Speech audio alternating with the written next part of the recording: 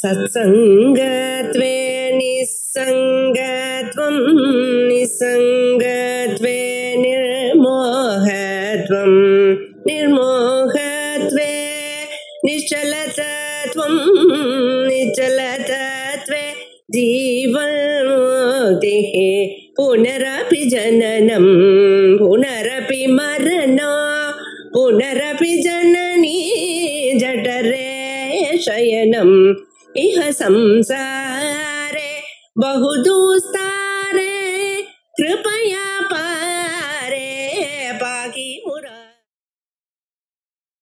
ஆனா லௌகிகமான பிரயோஜனமும் நமக்கு ஆனுஷங்கிகமாக வரணும், பை ப்ராடக்டா வரணும் அப்படின்னு அதோட சேர்த்து இந்த ஸ்லோகத்தை படிக்கோ. ஸ்மரம் யோனிம் லட்சுமிம் ஹிருதயமிதமாதவ தவ மனோஹோ தவ மனோஹோ, உங்களுடைய மனோவுக்கு உங்களுடைய மந்திரத்தோட சேர்ந்து ஆயம் ஹரீம் ஹிரீம், நம்ம சாதாரண மந்திரம் ஓமையும் ஹிரீம் ஹிரீம் சொல்லி தானே எல்லாம் சொல்லிட்டு இருக்கேன். ரிஷத்தியை அர்ச்சனம் பண்ணும் பொழுதோ சாஸ்திரம் ஓமையும் ஹிரீம் ஹிரீம் சொல்றோம் இல்லையோ, அதான் இங்க சொல்லியிருக்கேன். இல்ல ஹ்ரீம் ஹ்ரீம் ஹ்ரீம் அதுவும் சொல்லலாம் லோபாமுத்ரா வித்யில. இதையும் சொல்லலாம் அதையும் சொல்லலாம். அப்படி நித்ய நிரவதி மகாபோகரசிகா, இந்த மந்திரங்களுக்கு முன்னால அங்காங்கு இந்த மந்திரங்களை இந்த பீஜாட்சங்களை சேர்த்து அம்மா நித்திய நிரவதி மகாபோகரசிகா, தங்கு தடங்களற்றதான மகாபோகங்களை அனுபவிக்கணும் எனக்கூடியதான எண்ணம் உள்ளவர்கள் இதை பார்க்கணும். அத்தனை விவகாரங்களும் உங்களுக்கு உங்க ஆத்துல இருக்கலாம், நீங்க உபயோகிக்காமல் இருக்கலாம், நீங்க அதுல பற்றுதல் இல்லாம இருக்கலாம். பெரிய பங்களா இருக்கு, நல்ல சோஃபா இருக்கு, ஏசி ரூம் இருக்கு, உங்களுக்கு ஒரு இஷ்டமும் இல்லை, அது பாட்டுக்கு இருக்கு, நீங்களும் இருக்கு, நீங்க பாட்டுக்கு உங்க நிலை இருக்கு. அதே கெட்டு போச்சா கவனிக்கல போச்சா அவசப்படல. ரமண பகவான் உட்கார்ந்து இருக்க, யாரோ ஒரு மகாத்மா வந்த அவர் கையில டைமண்ட் ரிங்கு போட்டு போயிட்டாராம்.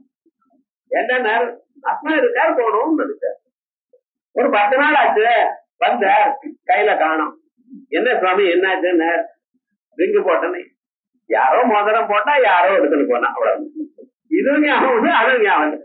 நாம அது பத்திரமா வச்சுட்டு ஒவ்வொரு கணமும் இருக்காரு பார்த்துட்டு அதுக்கு ஏதாவது இன்சூரன்ஸ் பண்ணுவாளான்னு சொல்லி எத்தனை வம்பு பண்றான் பார்த்துடா. அப்ப அதுல அது இருந்த போதிலும் அதுல ஒரு பற்றுதல் இல்லை, அது போனா கவலை இல்லை. ஆனா அவன் பார்த்தானா அடுத்த நாள் என்ன பண்ண போனது போட்டா மறுபடியும். அது மாதிரி நோக்கத்தை ஜனங்களுக்கு எல்லாமும் இருந்தாலும் அதுல பற்றுதல் இல்லாம இருக்கக்கூடியதான ஒரு நிலை, வீட்டுக்குள்ள இருந்தாலும் ஈசித்துக்குள்ளாத இருக்கக்கூடியதான நிலை உங்களை அனுபவிக்க வேண்டாம்னு யாரும் சொல்லல. ஆனா அதுல ஒரு பற்றுதலோ ஈழ்ச்சிக்கிறதோ கூடாது.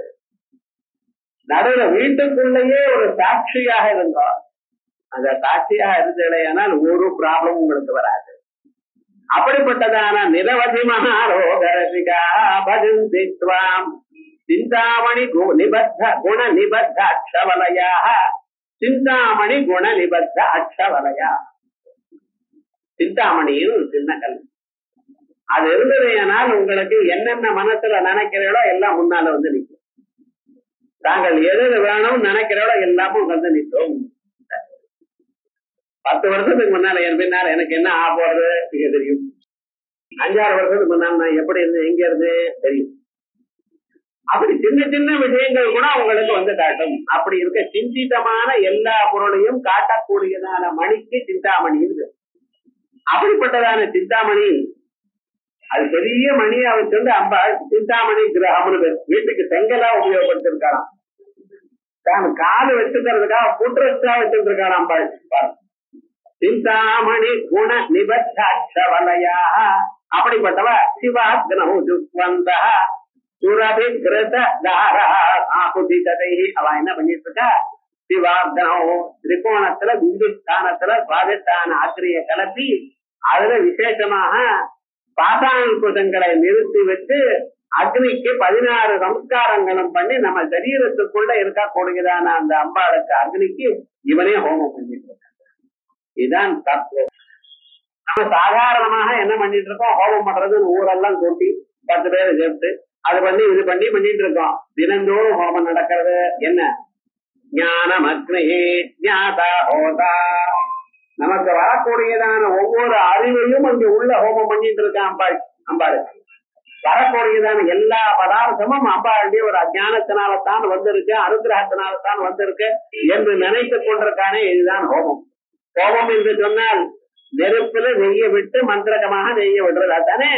அதே போல உள்ள ஒரு நெருப்பு எப்பொழுதும் இருந்து கொண்டிருக்க. என்ன நெருப்ப உள்ள எப்பொழுதும் எரிஞ்சிருக்கக்கூடியதான் நான் எனக்கூடியதான அறிவு. அதோட எந்தெந்த அறிவு வருதோ இது அங்கே சேர்த்துருக்கான். அப்படி சேர்க்கிறதுங்கிறது சுரபிகிருத தாரா உதிததை சுரபிகிருத சுரபின்னா காமதேனுடைய, அந்த காமதேனுடைய அந்த தேவலோகத்துல இருக்கக்கூடியதான பசுமாடு இருக்க பட்சல அது எல்லோருக்கும் எல்லா யஜ்யத்துக்கும் பாலை கொடுத்துட்டு இருக்கிறது. வசிஷ்டர் ஒரு நாள் இதை விட்டு இருக்க. இந்த காமதேனு என்ன பண்ணிட்டு சுரபி மாட்டா எப்ப யாருக்கு எது வேணும்னாலும் கொடுக்கும். விஸ்வாமித்திரர் ஒரு நாள் அங்கே போற.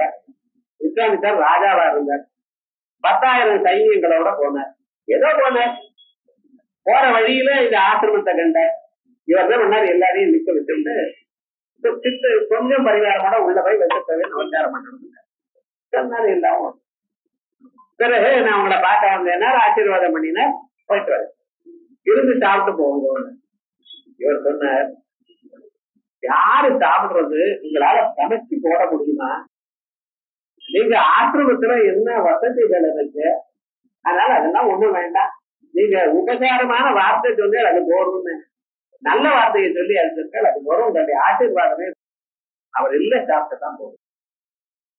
ஏன்னா ஆத்துக்கு வந்தா கிரகஸ்த தர்மம் என்ன, சாப்பாடு போட்டு அனுப்பணும்.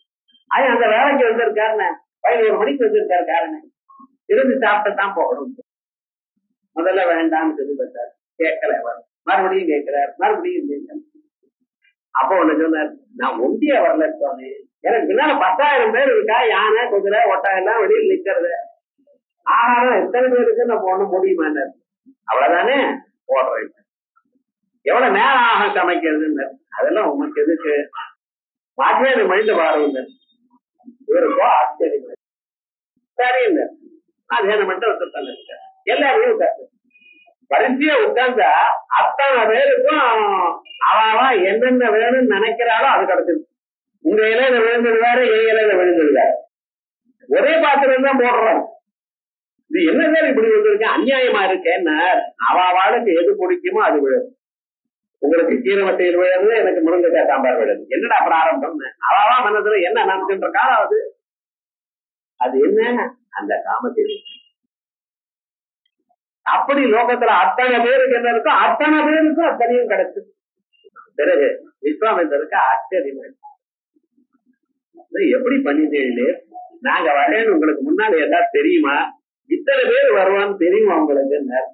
எனக்கு என்ன தெரியும், நீங்க வந்த பிறகு இத்தனை பேருக்கும் போட்டேல அப்படின்னார். ஆமா, உங்க கேட்டு சக்தி எப்படி பண்ணேன், பின்னால போய் பாருங்க. பின்னால போய் பார்த்தா அங்க ஒரு பசுமாடு விட்டார். அந்த பசுமாடு கிட்ட இருந்து கேட்டா போய் பிரார்த்தனை பண்ணியாச்சு, அது வரிசையா அனுப்பிச்சுட்டே இருக்கு. அது என்ன அங்கங்க பாத்திரம் விழுறது, இப்படி மாறிட்டே இருக்கா சிஷ்யாலாம். இந்த இதுவரைக்கும் தோணின விஸ்வாமித்திரனுக்கு ஒரு சின்ன எண்ணம் தோணி,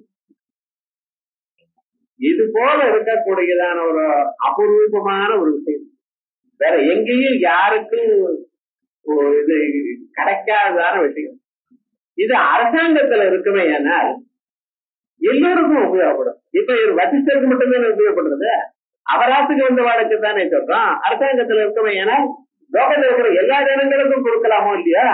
ஆகையால் நாம எடுத்துட்டு போனா தேவையில்லையே. என்ன அவரை கேட்டார், அவர் என்ன கேட்டாலும் தெரியுமா, நான் இந்த பசுமாட்டை எனக்கு கொடுத்துருங்க, இது போல 1000 மாடு உங்களுக்கு கொடுக்கும், உங்களுக்கு இந்த மாடு எதுக்கு உபயோகப்படுறது, நீங்க எதா பண்றடா, டெய்லி அதை நீங்க வாங்க சாப்பிடுறது இல்லை. என்ன பின்னா சமையல் நடக்கிறது, அவருக்கு பயம் பார்ப்போம். கல்யாணத்துக்கு வந்திருக்காரு, மடி சமையல் பிராரம்பம். அங்க இருந்த ரிசப்ஷன் என்னென்னமோ நடக்காது, அதை சாப்பிடாம மடி சமையல்னு வேற அவளை செஞ்சு வரும் மோத என்னையா இப்படி வந்து அது அப்படி அவர் அப்படி அது வந்து நான் நடந்துட்டு இருக்கு. இது அரசாங்கத்துல இருக்குமே, ஏன்னா எல்லோருக்கும் உபயோகப்படுமோ இல்லையா? அது மட்டும் இல்ல, யாராரு எதை கேட்டாலும் எல்லாம் கிடைக்குமோ இல்லையா? அப்ப தேசத்துல க்ஷாமமே இருக்காது. ஆகையால் கொடுக்கிற உங்களுக்கு வேண்டியதான், உங்களுக்கு பாலும் தயிரும் ஹோமத்துக்கு வேணும், உங்களுக்கு சாப்பிட்டது அவர் தானே, அவர் 1000 மாடை கொடுக்குறேன் உங்களுக்கு. அவர் சொன்னார், நான் இந்த மாடை வான்னு கூப்பிடல, தானா வந்திருக்கு. ஏன்னா யாகம் பண்ணணும்னு சங்கல் பண்ணினேன், யாகத்துக்கு உதவணும்னு வந்திருக்கு. யாகத்துல எல்லாருக்கும் தட்சிணை உண்டு, வந்து வழக்கெல்லாம் ஆகாரம் உண்டு, சகாயம் பண்ணணும்னு வந்திருக்கு. அதை நான் வேண்டான்னு சொல்லல. நான் உனக்கு கொடுக்கறதுக்கு எனக்கு அதிகாரம் இல்லை. என்னுடைய ஓன் ப்ராப்பர்ட்டியா தான் இன்னொரு கொடுக்கலாம். அதுக்கு ஓனர்ஷிப் ரைட்டே ஒண்ணும் இல்லையே, நான் எப்படி உங்களுக்கு கொடுக்கறது? அதுவும் முடியாது. அதனால விட்டுருந்து வந்த விடல அவர். ஏன்னா அவருக்கு இத கண்ணால பாத்துட்டார் சார், விட முடியல. அப்புறம் என்ன பண்ணினா, இங்க கொடுக்காத நான் பலாத்காரமா எழுதுன்னு போயிடுவேன். ராஜாவும் இல்லையா, அகங்காரமாச்ச, ட்ரை பண்ணி பாருங்க. நான் ஒண்ணும் சொல்லல, என்ன நான் வானும் கூப்பிடல, அது நீங்க எழுதுன்னு பண்ண போன கூப்பிடல, அப்படி இருந்த வேற போன அதனுடைய கயிறை பிடிச்சி தர இழுத்த. என்ன பண்ணிட்டுன்னு ஒண்ணும் பண்ணல, வசிஷ்டத்தை நமஸ்காரம் பண்ணி கேட்டுதான், இப்படி உங்க ஆசிரமத்துல இருக்கவங்க இழுத்துன்னு போறாரு. சொன்ன, அம்மா அந்த ராஜாவை எதிர்த்து சண்டை போடக்கூடியதான கெப்பாசிட்டி எனக்கு இல்லை, அதனால ஒன்னும் லாபம் இல்லைன்னு. என்ன பண்ணினா தெரியுமா, நான் எந்த பசுமாட ஆகாரத்தை கொடுத்தாலும் அந்த பசுமாட மூக்குல இருந்து ஆயிரக்கணக்கான சைன்யங்கள் வந்தது. அத்தனை விஸ்வாமித்திரருடைய சைன்யத்தையும் விரட்டி எடுத்து கோபம் வந்துட்டு விஸ்வாமித்திர நேரா போய் தபஸ் பண்ணிவிட்டார். தபஸ் பண்ணி எல்லா அஸ்திரங்களும் இருக்கு மறுபடியும் சண்டைக்கு வந்தாருன்னா வசிஷ்டரோட. அப்போ வசிஷ்டர் என்ன பண்ற தெரியுமா, நான் தனக்கு முன்னால் ஒரு யஜ்ய தண்டம் இருக்கு, ஊன்கோல் கை ஊன்றதுக்காக அந்த தண்டத்தை முன்னால் நிறுத்திட்டு காயத்ரி மந்திரத்தை ஜபம் பண்ணிட்டு இருக்காராம். என்னையா இப்படி பண்ணிட்டு இருக்கு போறோம். எத்தனை அம்பு வந்தாலும் அந்த அந்த தண்டத்துல நிக்கிறது. ஏன் அதுக்கு மேல தாண்டி வரல. அவ்வளவு சக்தி நம்ம நினைக்கிறோம் மந்திரத்துக்கு இந்த சக்தி. அப்படி அம்பாளுடைய அனுகிரகம் இப்படி ஏற்பட்டது. அப்படி சுரபி அந்த பசுமாட்டு நெய், அந்த பசுமாட்டால ஏற்படக்கூடியதான ஒரு விரட்டி, அதோட இருக்கக்கூடியதான மந்திர பூர்வகமாக பக்தி பூர்வகமாக தாங்கள் பண்ணினதான ஹோமம், அது என்ன பண்றது மனுஷால லோகக்ஷேமத்துக்கு ஏற்படும். நீங்க நினைத்ததான ஒரு மட்டும் இல்லாம லோகக்ஷேமத்துக்கும் ஆனந்தமான ஒரு நிலைக்கும் உங்களுக்கு கொடுக்கிறது. ஆகையால் இப்படிப்பட்டதான ஒரு ஸ்வரூபம் நாம் சர்வதா சர்வகாலமும் தியானம் பண்ணணும் என்பதற்காக இந்த மந்திரத்துல சௌபாகிய வித்யன கூடியதான அம்பாளுடைய ஸ்வரூபமும் நமக்கு இதை சொல்லி இருக்கு. இதான் பார்க்கும் திசைதாரம் பாதாங்குதமும் பனிச்சிறை வண்டு ஆர்க்கும் புதர்மலர் ஐந்தும் கரும்பும் என் அல்லும் எல்லாம் தீர்க்கும் திருமுறையாள் திருமேனியும். இங்க சொல்லக்கூடியதான திரிபுர சுந்தரியுடைய திருமேனியும் சிற்றடையும் வார் குங்குமலையும் முளைமேல் முத்து மாலையுமே அப்படின்னு அம்பாளுடைய ஸ்வரூபம். முத்து மாலையை தரிச்சுண்டு இருக்கக்கூடியதான அம்பாள். அதனாலதான் அம்பாளுக்கு மாலினி, மாலினி ஹம்சினி மாதா மலையா ஜலவாசினி அப்படின்னு முத்து மாலையோட இருக்கக்கூடியதான அம்பாளை தியானம் பண்ணினீங்கன்னா உங்களுக்கு நினைத்ததான சகல பதார்த்தமும் கிடைக்கும் மோட்சத்தோட. அது ஞாபகம், மோட்சம் இல்லாம இல்ல. ஸ்ரீசுந்தரி தேவன தற்பராணாம் போகத்த மோட்சத்த கரேவ அப்படி சாதாரணமாக மற்ற எது போட்டாலும் முத்து மாலையை போட்டுக்கிறதுல ஜன்மாந்தரத்துல பாக்கியம் இருக்காங்க. அதனால முத்து உடம்புல இருக்கிறது ரொம்ப நல்லது. உடம்புலயே இருந்ததுன்னு வச்சுங்களேன், நல்ல முத்தா வாங்கினேன் உடம்புலயே போட்டு இருக்கேன், ஒரு 6 மாசம் ஆன பார்த்தேன்னா முத்து எல்லாம் கரைஞ்சு போயிடும். சரி, குண்டு முட்டை போட்டது ஆயுது கரைஞ்சு போயிடுது வேணும். இந்த சரீரத்தில் இருக்கக்கூடியதான எல்லா மலங்களையும் நீக்கும், மனசுல இருக்கக்கூடியதான மலத்தையும். அதனால முத்துவானது ரொம்ப விசேஷம். அந்த முத்துகளோட இருக்கக்கூடியதான அம்பாளை தியானம் பண்ணினேனால் உங்களுக்கு லௌகிகமான போகங்களும் கிடைக்கும், அதோட இல்லாம முக்தியும் மனசுல பக்தியும் ஏற்படும். அதனாலதான் முத்துவை போட்டுக்கிறதுன்னு வெளியிட்டிருக்க. அந்த பக்தியோட இருக்கக்கூடியதான சௌபாகியமும் ஏற்படும்ங்கிறதுனால இந்த மந்திரத்துக்கு சௌபாகிய வித்யான பேர். இந்த ஸ்லோகத்தை 10 தரம் சொல்லி தினந்தோறும் அம்பாளுக்கு கல்கண்ட நிவேத்தியம் பண்ணி வச்சோம். ஏன்னா வாழ்நாள் முழுக்க அவளுடைய வார்த்தை எல்லாமே இனிப்பா இருக்கும், வாழ்க்கை இனிப்பா அமையும் அப்படின்னு விசேஷமாக தந்திரத்தை சொல்றது. அப்படி அம்பாளுக்கு மதுரமாக இருக்க கற்கண்ட நிவேத்தியம் பண்ணணும் அப்படின்னு சொல்ற. இந்த மந்திரம் ஸ்மரம் யோனிம் லட்சுமிம் திருஜய மாதவ் திருஜயமித மாதவ் தவ மனோ நிகாய ஏகே நித்யே நிரவதி மகாபோகரசிகாः பஜந்தி த்வாம் சிந்தாமணி குண நிபத்த அக்ஷவலயா சிவாக்னமுஜுக்வந்தா சுரபிகிருத தாராபுதிசதை அப்படின்னு அழகான சௌபாகிய வித்யா மந்திரமானது இன்னைக்கு பார்த்தோம். அதற்கு பிறகு மேல் பாகம் இருப்பது இத